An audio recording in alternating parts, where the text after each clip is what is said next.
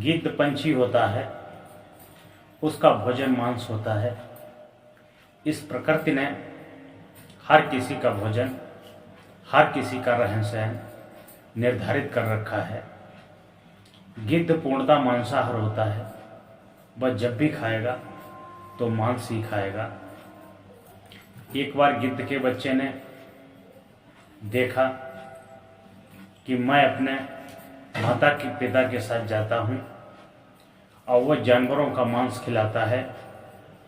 जब कोई जानवर कहीं मरता है, कोई कटता पिटता है, तो गिद्ध अपने पूरे परिवार समेत जाते हैं और उसका भोजन भंडारा कर देते हैं। एक बार गिद्ध के बच्चे ने देखा कि एक मानव दंपत्ति, पति और पत्नी, दोनों एक पेड़ की छांव के नीचे बैठे थे। वह दोनों कुष्ठ रोग से प्रभावित थे। उनका मांस कट कट के गिर रहा था, उनका रक्त ममा भी बह रहा था। तो उन गिद्ध के बच्चों ने अपने माता पिता से कहा कि इतने दिन हो गए जानवरों का मांस खाते हुए, आज मानव का मांस खाने को मिलेगा। वह पिता की आज्ञा लेते हैं और उन्हीं कुष्ठ रोगियों का मांस खाने के लिए जाते हैं।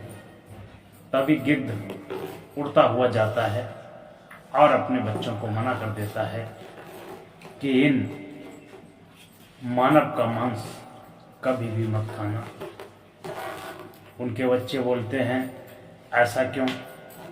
बोले, ऐसा इसलिए कि मानव इतना गिर गया है, इतना नीच हो गया है, उसका तो अस्तित्व जानवर से भी कई गुना नीचा हो गया है, इसलिए कभी मानव का मांस मत खाना।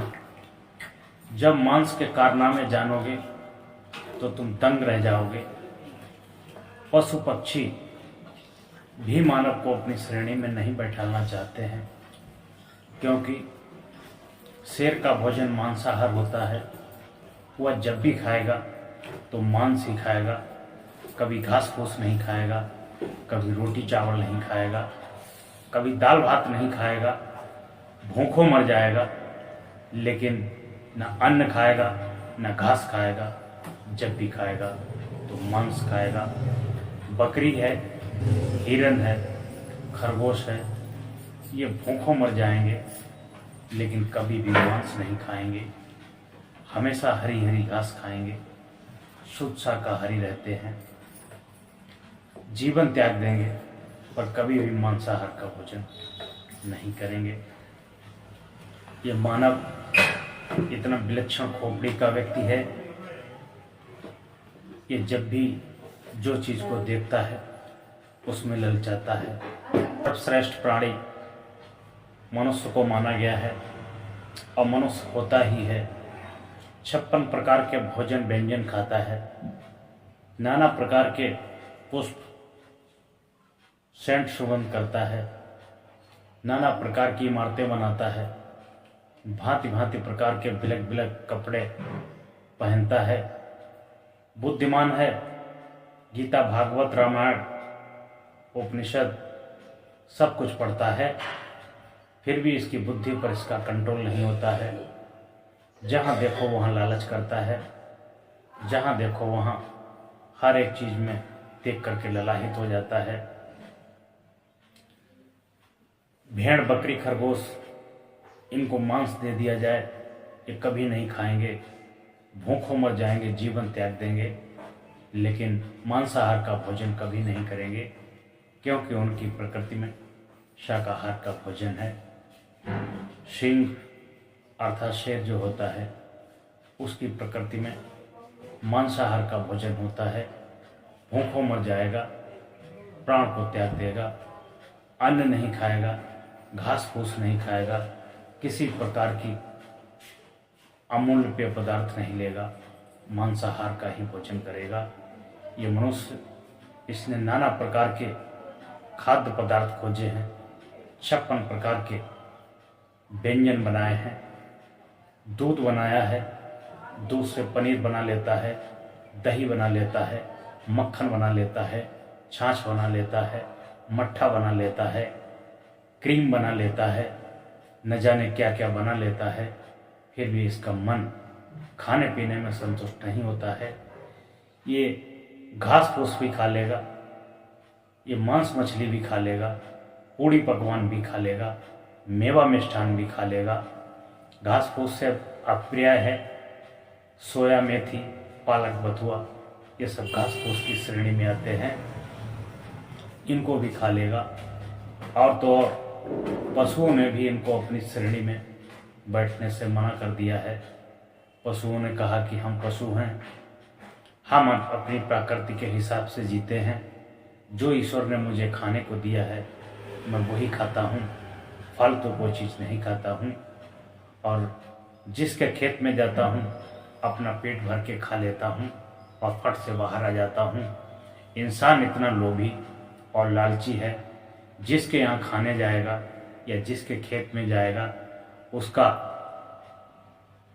सब कुछ खा लेगा। खाने के बाद में कल के लिए भी अपनी गठरी बांध लेगा, अपना थैला भर लेगा, अपना टिफिन भर लेगा और अगले दिन जाएगा तो अपने पड़ोसी को ले जाएगा, अपने कुल कुटुंब के लोगों को ले जाएगा, अपने रिश्तेदार को ले जाएगा और उसका सारा कुछ उजाड़ करके रख देगा। इसीलिए ये मानव का इतना पतन हो गया है कि इसको पशु पक्षी भी अपनी श्रेणी में नहीं बैठालना चाहते हैं। हम आपको एक कहानी से अवगत कराएंगे कि एक राजा था, राजा चक्रवर्ती सम्राट था, उसकी पत्नी और राजा दो ही लोग थे। धीरे धीरे राजा को पत्नी को गर्भ धारण होता है और उसके एक कन्या होती है। कन्या जन्म लेते ही वो पत्नी मर जाती है। राजा पत्नी के वियोग में दुखी होता है, बहुत दुख भोगता है और उस दुख का कारण अपने होने वाली जो जिसने अभी अभी जन्म लिया है उसको मानता है। उसको इतना कष्ट देता है, उसको अभागिन नाम देता है कि इस अभागिन ने हमारी पत्नी को खा लिया, इसने हमारा साम्राज्य खा लिया। वह उसको देखना भी नहीं चाहता है। नौकरों, पंडितों और नाइयों से कह करके उसका किसी भिखमंगे कंगाल परिवार में विवाह करा देता है। लड़की हंस करके स्वीकार कर लेती है और इसके साथ साथ राजा दूसरा भी विवाह कर लेता है। उसकी दूसरी पुत्री होती है, उसे महलों की राजकुमारी की तरह पालता पोसता है, राजकुमारी का दर्जा देता है और उस राजकुमारी का विवाह किसी राजकुमार से करता है। एक जो पुत्री होती है उसको एक भिखारिन के घर उसका विवाह कर देता है और दूसरी बेटी है उसको एक राजकुमार के साथ विवाह करती है।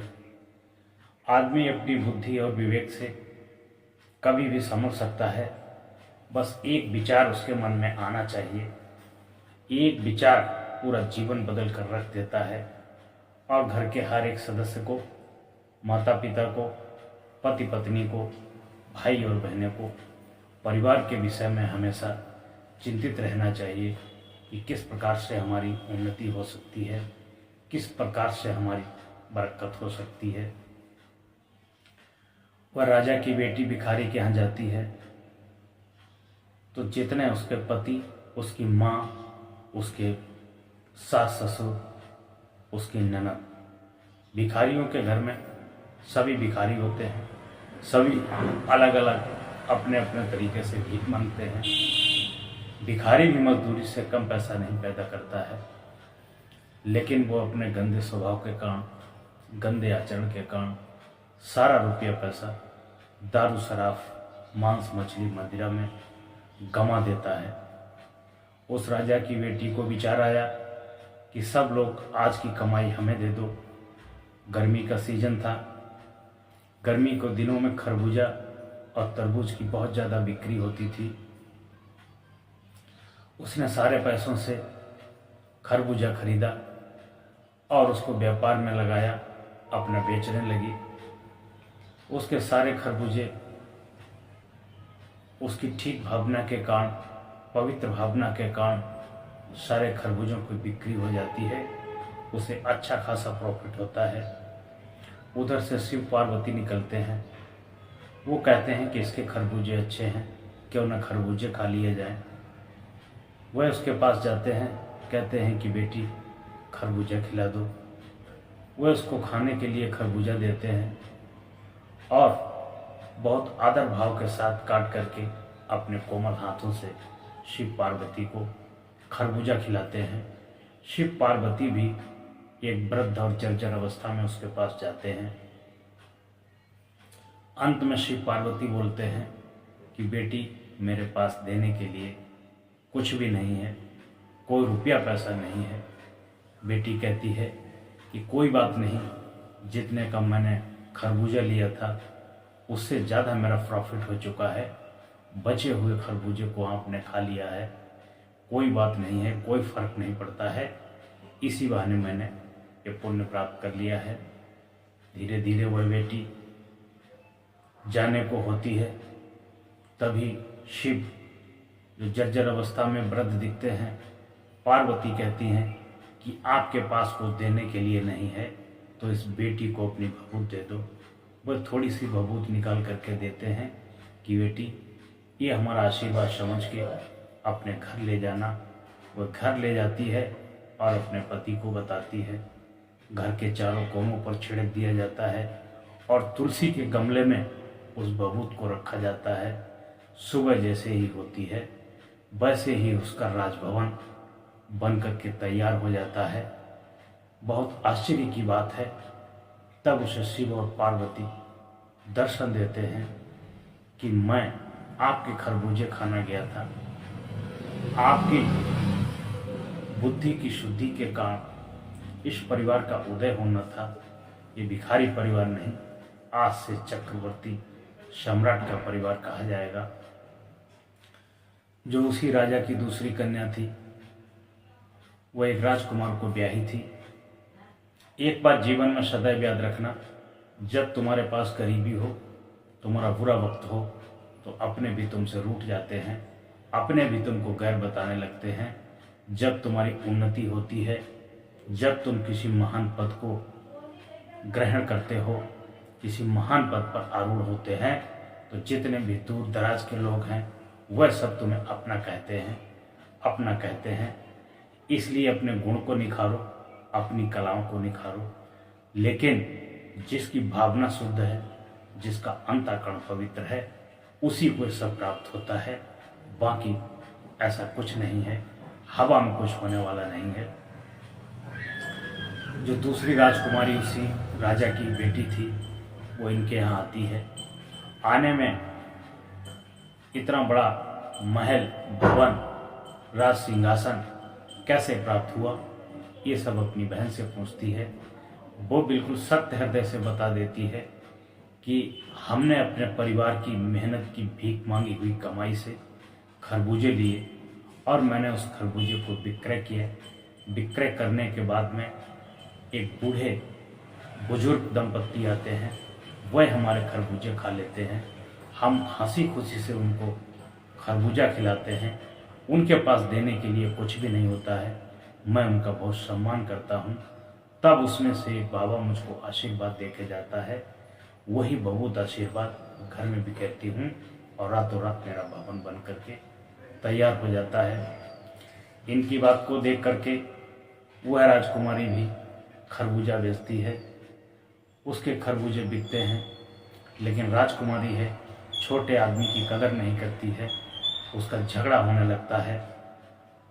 फिर वो शिव और पार्वती उधर से गुजरते हैं।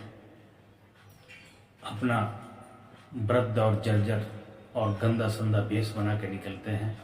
कहते हैं कि बेटी मुझे खरबूजा खिला दो, लेकिन शर्त है कि मेरे पास देने के लिए कुछ भी नहीं है।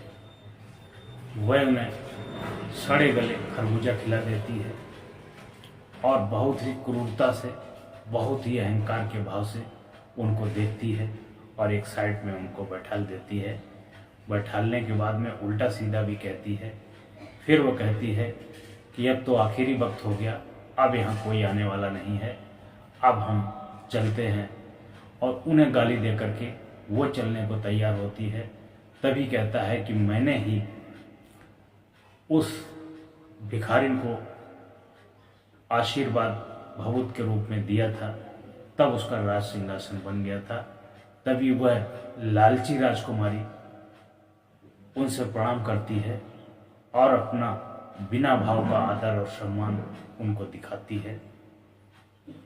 तभी वह अपनी थैली से भभूत निकालते हैं कि जो भभूत मैंने उस बेटी को दी थी वही तुमको दे रहा हूँ, अपने चारों कोनों में डाल देना और तुलसी के गमले में डाल देना, रात को सो जाना।